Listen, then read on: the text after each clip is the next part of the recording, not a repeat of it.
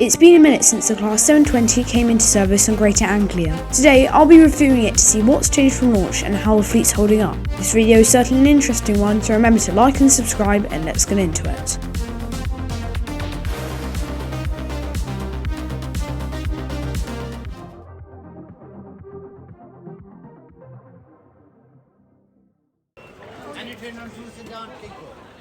Welcome to London Liverpool Street, a station serving many operators, one of which being Greater Anglia. GA operates services mainly through the counties of Essex, Hertfordshire, Sussex, Cambridgeshire, Norfolk, and of course, Greater London. Using real-time trains, I checked the platform my train would be arriving on and got there before everyone else, as they had not announced it officially yet. And for the one person wondering, it was P3. These two 5-carriage sets form a 10-car train, good for extra capacity.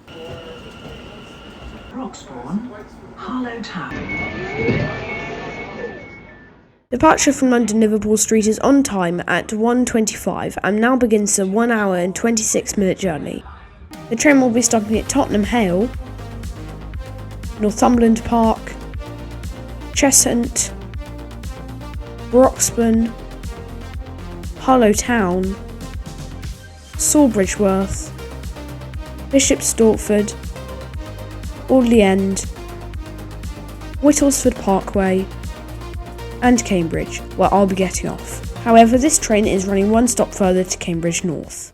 The Class 720 has operated on GA since late November 2020 and more recently C2C. It's part of the Adventurer family of trains, with notable ones being the 345 operating Elizabeth Line services, the 701 operating SWR services, and the 710 operating Overground services, plus many more. Some basic things to cover are that these trains have no first class being standard throughout, and there is Wi-Fi and AC as expected.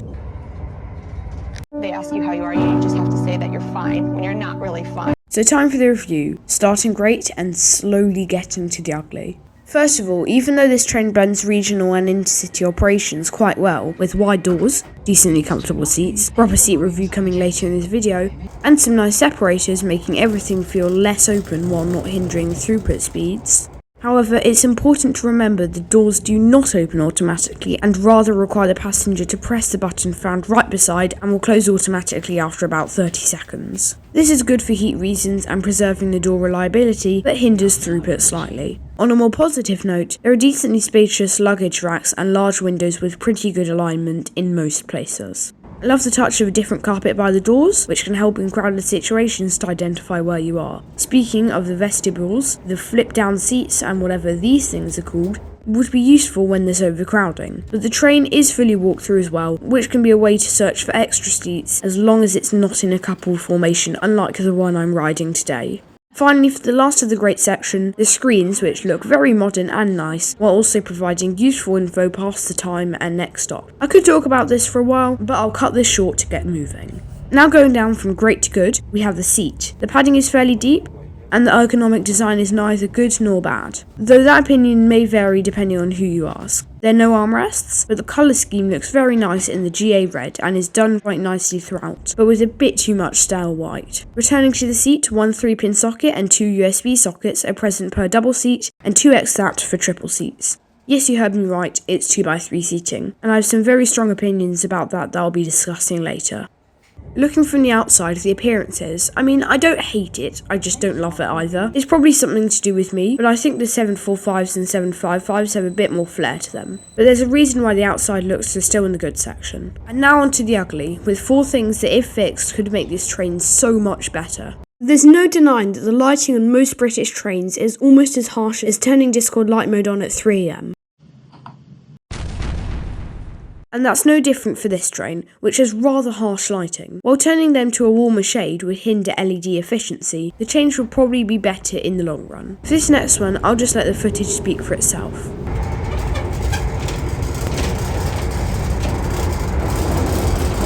Speak to staff or text the British Transport. It seems like the 720, or at least the unit I rode, had some loose interior fittings, not unlike some previous trains. Class 800. This really shouldn't be a thing, and they made a lot of noise rattling about. In a similar boat to that, the fact that these trains have inner bogies instead of the usual more stockier ones is very disappointing. This could cause the previous issue with internal fittings rattling about, and in general, makes a more unpleasant experience for the passenger. I even fell over while trying to film a shot while crouching down. Not ideal.